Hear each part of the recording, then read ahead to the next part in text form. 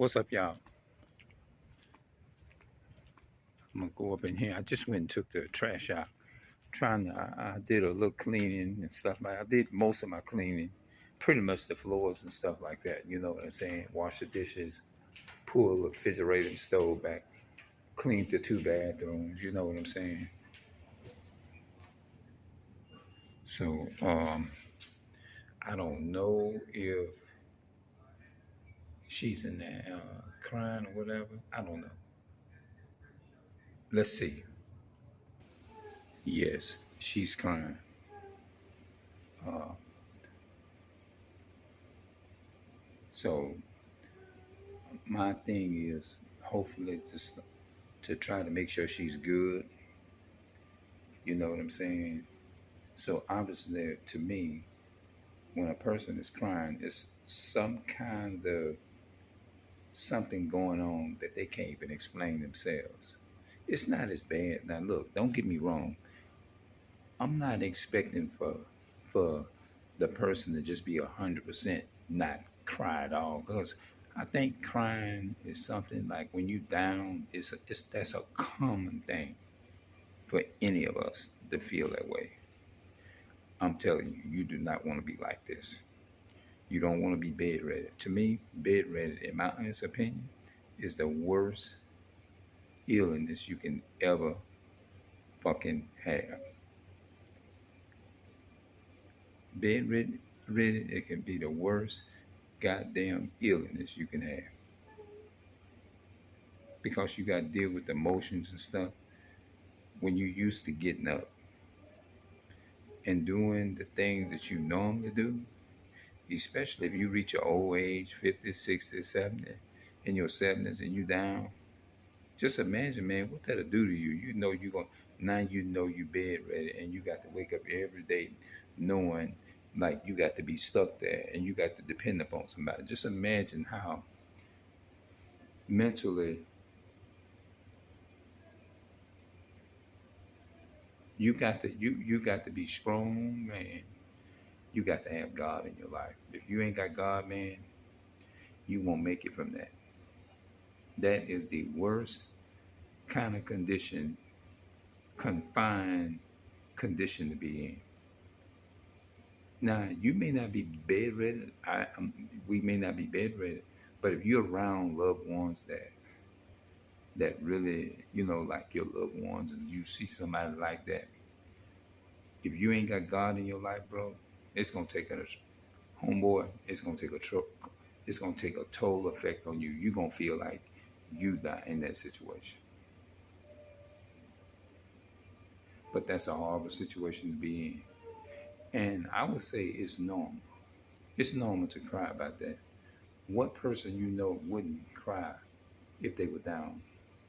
Hell, I probably would do it myself. But I wouldn't want to be in. I wouldn't even want to even think about being in a situation like that. Take care of your health, man. I'm encouraging myself as I continue to take care of myself because that is really, really, really hard to deal with. It is. It's painful when you got to sit when you sit there and watch somebody who you knew was in good health for decades, for years. Now that person can't do anything no more. Oh my goodness. If you ain't got the most high God in your life, your ass will flip the fuck out.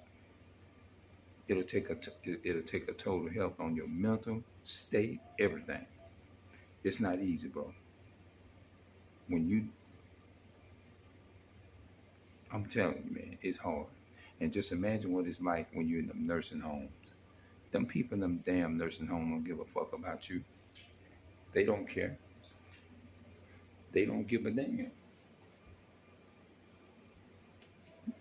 They don't care. And then some of them patients, they don't be wanting to take no medicine. And if you one of those people that you know that this is the only way that they can survive through taking the caps, the medication, whatever you want to call it, and they don't want to do it, and you being a caregiver, then you imagine what toll that would take on you if they don't get the medicine in them, how it may make them act out of their norm, and you sitting there like, hey, look, you need to take your medicine, you need to do this, and you need to do that, and they fighting. And I mean, I'm just saying, you know what I'm saying? And when you have a stroke or something like that, a stroke can, I didn't realize that a stroke can mess you up that severely. I really did. I didn't know that it can destroy the part of your brain where you normally can function like, okay, it's important for me to have this medicine, or it's important for me to have this in. You need to take this. It can take your blood pressure. Just imagine that part of your brain ain't working, and you telling this person that they're not going to comprehend that, and you like, damn, and that makes it harder. And what makes it even harder is when they can't even, like, some people, patients can't even talk. They can. Some of them can't talk back. Some of them can't tell you what's wrong, and they crying, and you trying to figure out what's going on or whatever, and you trying to say, hey, what's wrong? What's wrong? What's wrong? So on and so forth. And the more you ask them what's wrong, the louder they cry. Man, that is a horrible thing. That is the one of the most difficult. It's difficult. It's not easy. It's not. It is very, very, very, very difficult. Now you got to sit there and you got to find ways. Is to communicate, other ways, means of communicating with the person. Now you up, you weak, you tired, you falling over. Just imagine you being in a situation like that. Nobody would never know how important that is. People can come visit you. People can come chat with you. They can do all kind of stuff and come say, "Oh, I'm gonna come see how you doing," and this and that. Don't nothing take the place of you being there 24 hours. Nothing. Nothing take the place of a caregiver being there 24/7 monitoring. All that other stuff is fine, it's good, but babe, homeboy, look, let me tell you something. Homegirl, let me tell you something. It ain't nothing like actually being there for the person 24/7 all the time, except monitoring 20 every 30 minutes, every 20 minutes. You checking to make sure the person is good.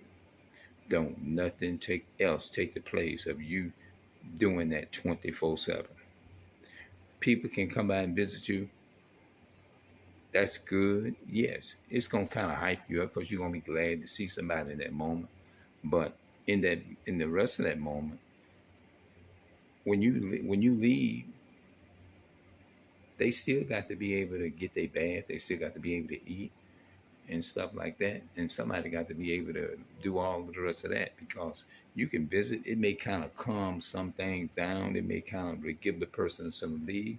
But behind closed doors, underneath, when the real party sets in, oh no, don't nothing take the place of you constantly being there, making sure that that person is not crying, make sure that person is good, making sure that person is comfortable, making sure everything they medicine taken, they everything, bro. Don't nothing take the place of that. Now I don't give a damn if you put them in a so-called healthcare facility, damn nursing home, or whatever the hell that is, rehab. Man, look, ain't nobody gonna give a don't. It ain't nothing like a real loving family that's gonna take you care of you at home. None of that shit. I don't care what nobody say. Nursing homes, health care facilities, it help a little bit, but it ain't gonna be 1,000%, because think about it. You can't do nothing for yourself. Number two, you're not in your own space. You own somebody else's time and their space. It takes a real, you got to be real. When you doing this here, you got to be very dedicated at all time. 24/7, you got to be dedicated. Not no half-hearted shit. Mm. So it ain't no place like real care at home. That's what I named the video. All right, I'm